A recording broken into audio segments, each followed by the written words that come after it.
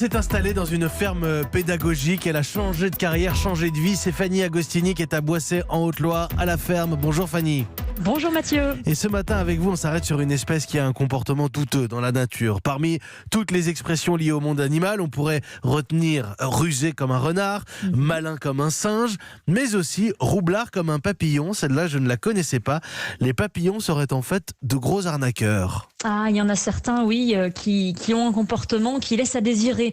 Et surtout un en particulier, c'est l'azuré des moulières. C'est un très beau papillon au demeurant, mais qui a en revanche la sale manie d'entourlouper les fourmis qui se font totalement berner par lui. Enfin, surtout la larve du papillon. Alors comment est-ce que les fourmis se font avoir, Fanny ?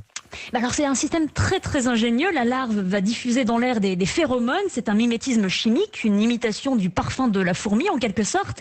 Les fourmis vont alors confondre la larve du papillon en la prenant pour l'une des leurs. Elles vont l'emmener dans leur fourmilière bien douillette, la bichonner, la nourrir tous les jours et cela pendant tout l'hiver, jusqu'à ce qu'un beau matin de printemps, la larve dodue arrête de diffuser des phéromones façon fourmi, se transforme en papillon et se carapate vers la sortie pour prendre son envol sans aucune rétribution ni même un seul merci à ses hôtes pour le gîte et le couvert. C'est vraiment une saloperie. Plutôt malin, plutôt malin. Oui. Bon, pas très classe, c'est vrai, Fanny, comme façon de faire, en effet.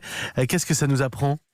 Alors déjà d'emblée quand même, on peut être émerveillé par cette ingéniosité, par cette tactique très sophistiquée du papillon, même si au final, il faut bien se le dire, la relation papillon-fourmi, c'est purement de l'utilitarisme. C'est ce que l'on appelle ni plus ni moins du parasitisme. Et ça devrait quand même nous rappeler quelqu'un, Mathieu, quand même. Pourquoi moi, Fanny ? Non, Je sais pas que vous, êtes vous ne loin, sentez mais pas visé directement. C'est moi le Nous parasite. Nous tous, nous humains, ce comportement, on pourrait le comparer au nôtre, notre tendance à prendre dans la nature sans donner en retour, à extraire sans restituer, à exploiter sans contrepartie. Nous sommes, nous humains, des azurés, des moulières en puissance, mais version XXL. C'est du parasitisme de haut niveau avec des conséquences qui rétroagissent sur notre habitat et nos conditions de vie.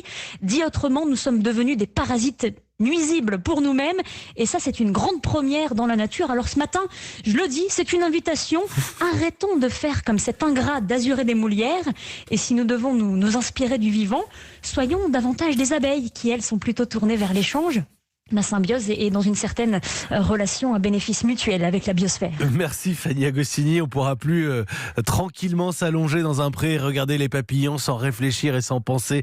Grâce à vous Fanny Agostini, notre rendez-vous à la ferme tous les matins sur Europe 1.